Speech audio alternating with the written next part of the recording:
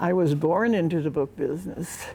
I was born in 1945. I started running a cash register when I was 7, and I did bookkeeping for my dad. Your father's name was? James Spanath. Uh-huh. He was born in 1910. He came here when he was 16. The day he came to town, he was put to work. So he found a job selling newspapers. And then he gradually worked for a man named, oh golly, Mr. Allen, I believe it was. And so they distributed the newspapers, and then when Mr. Allen retired, then my dad took over the newspaper, and then he added magazines, and then we added books. And my dad had a magazine wholesale book distribution company called the Bloomington News Agency, and he started that in the 30s. He was what they call a magazine jobber, and he had the whole southern part of Indiana. So from Indianapolis south, he would deliver newspapers and magazines to businesses. Every day, newspapers, every day. And then we got into the real bookstore. The Monon Railroad came through Bloomington, and where the Chase Bank is, the old railroad track, which is the trail, there was a building there, and my dad had a magazine shop there, and some books and candy, I don't know, maybe cigarettes, but for people that were riding the train and wanted to get off. So he had a magazine bookstore there.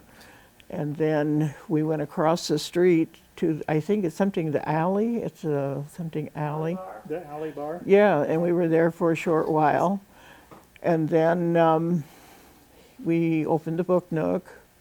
And then we had another bookstore downtown up here by the theater in the 100 block of North Walnut. I don't know how long we were there. So we've been in the book business for many years. And we opened the Book Nook in 1949. I was 4 years old. 522 East Kirkwood Street. Okay. So it was next to the Sample Gates, across the street from the Von Lee Theater. It was my mother's idea to have a bookstore. We rented from Indiana University, and then they had to add a second floor to that. That was part of the lease. So then we had more books upstairs, and then we added office supplies and school supplies. But then my dad thought he would lose his lease in the about 63, 64. So this building, which was the Monroe County State Bank, was up for sale, had been up for sale for about a year.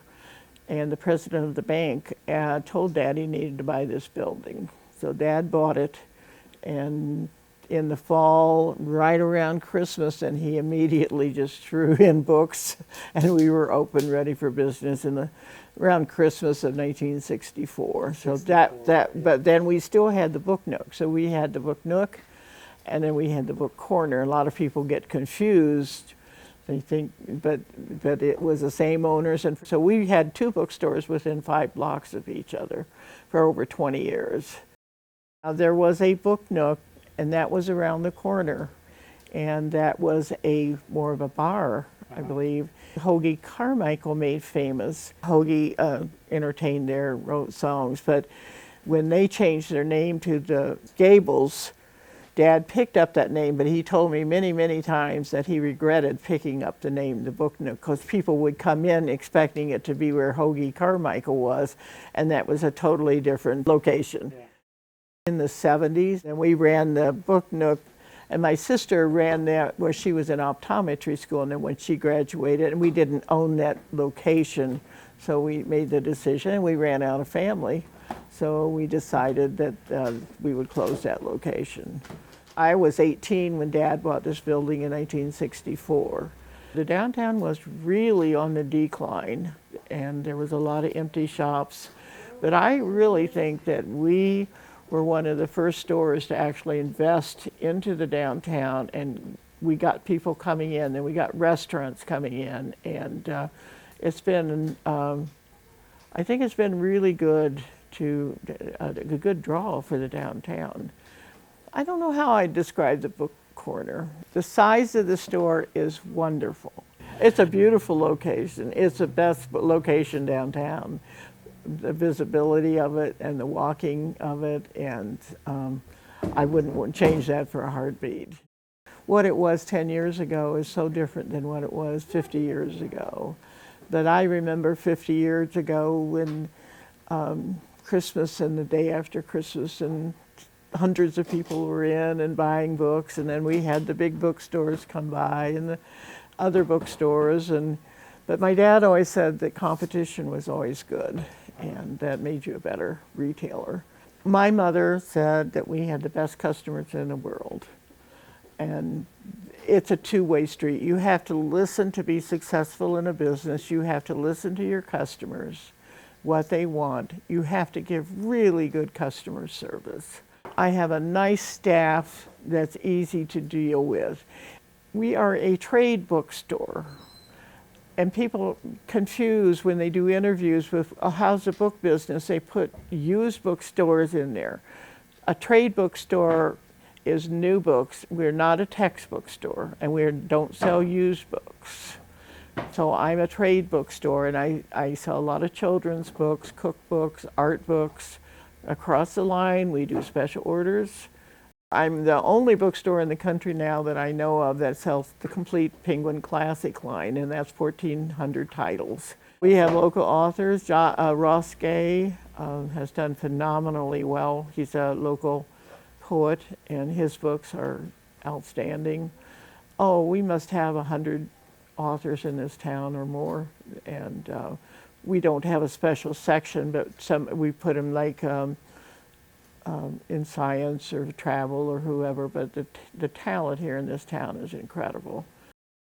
It's just really fun to sell everybody's books. I love selling books, and being a bookseller is really a wonderful job. It's a real pleasure, yeah.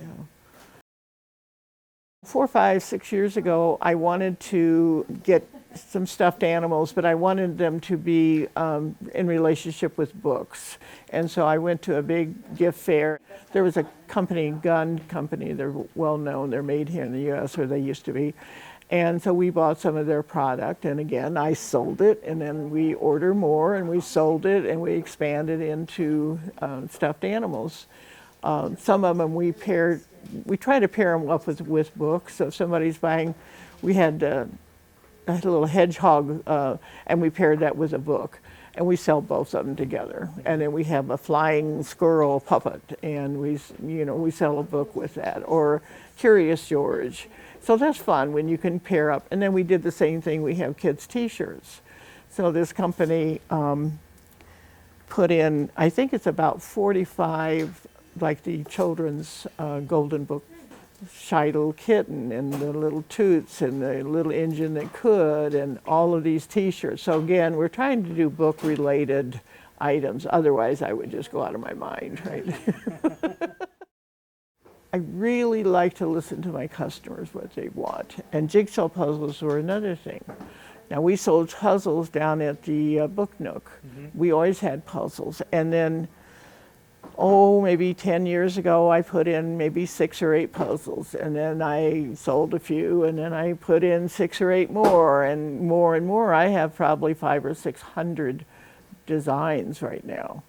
And I listen to what my customers want. They want a wooden puzzle now, so I've ordered wooden puzzles. They're very high end. You gotta listen to what your customers want, and that's with everything. We had a fire here like 5 years ago, and I think that allowed me to do some things that I wanted to do. And there was nobody selling greeting cards. There was a couple card companies, they've gone. So I decided, well, I'll service them.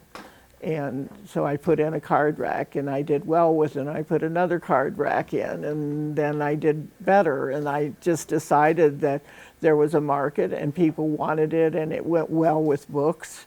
I enjoyed buying them. I never, as a kid, did an advent calendar, but just in the last 4 or 5, I had customers asking. We put a few in 4 or 5 years ago, added to that. The next year, added again. This year, it's like, wow, I'm selling a lot of advent calendars. So I've even got more coming in from Germany, and we have some from different wholesalers. We don't target like going away or new house cards or pet deaths, things like that. But we do birthday, a lot of birthday cards. We do Christmas and general cards. I'm sure we did some Hanukkah. We missed, this is again, last year I heard from my customers they wanted Hanukkah cards. So I made a special effort to put in a nice selection of Hanukkah cards, and we're selling them. We do free gift wrapping year round, and that has been my advertising. I make probably 3,000 bows every Christmas to do the gift wrapping, and I buy probably $1,000 worth of gift wrapping paper every year. It's expensive, but that's how I advertise, because people come in on a Saturday, they're running late, they need a birthday present for Johnny, and they know they can get it wrapped here. You know, they know. And that's like Christmas last year. People know they could come in and get a card and a stuffed animal and a puzzle and a book or 2 books, and they could get what they needed in one shopping trip and a toy.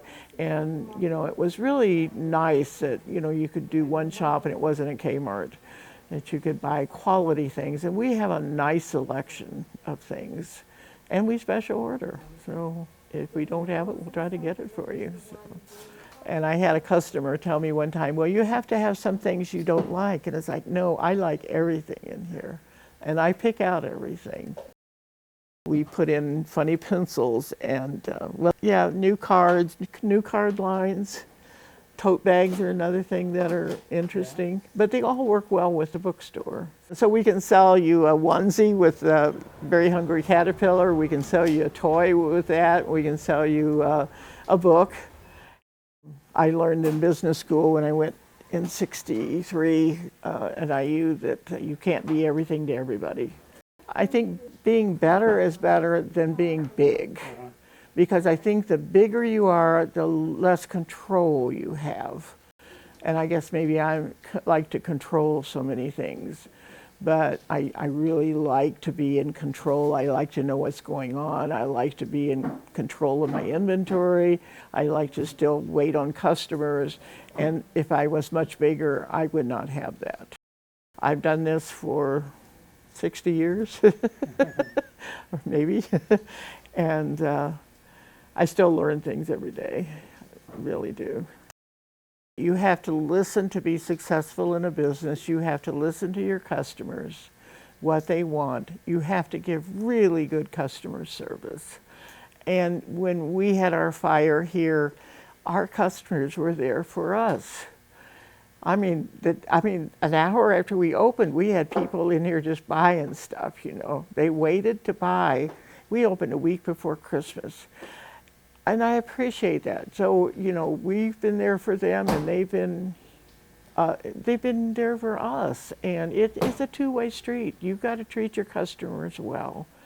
And I hope I'm going to go out of this life one day, and I feel really good about what we did for Bloomington and their people. And they treated us well, too.